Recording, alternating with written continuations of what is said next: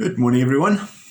I was just sitting having a look at some of the old coins that I've got. I'm not really a collector, but it's quite interesting to see some of the coins that I have. Got one of these. It's a 19...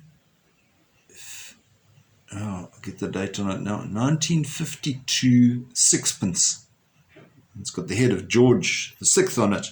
It's a 1953 sixpence. It's got the head of Queen Elizabeth on it. It kind of tells you that something went on during that time. So quite interestingly, we've also got another coin which is exactly the same size as that, 1963, which is 5 cents. It's not sixpence. It kind of tells you something about the history just looking at these coins. It's rather exciting just to see what's going on. Oh, just a matter of interest, I've also got two of these. Two sequential 2 Rand notes, which pretty much in mint condition. I'm not trying to get rid of them, I'll just keep them out of interest.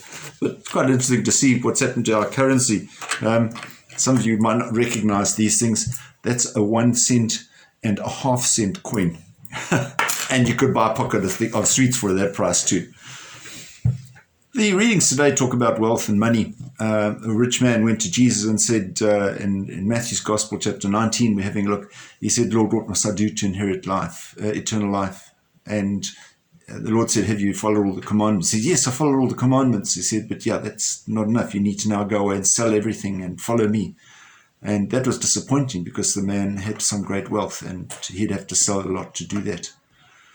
Passage goes on to talk about it's easier for a camel to pass through the eye of a needle than to enter the kingdom of heaven.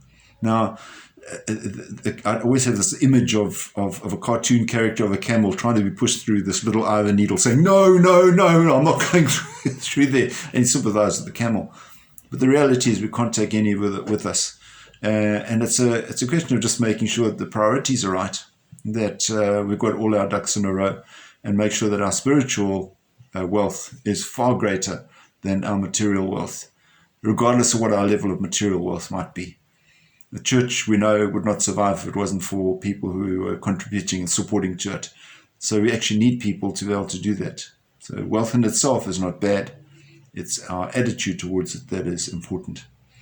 So we wish you a beautiful day. And we thank you for all your prayers and concerns, especially for Biddy at this time and for Norman. And we hope that we will see you again quite soon. God bless. Have a wonderful day. Bye-bye.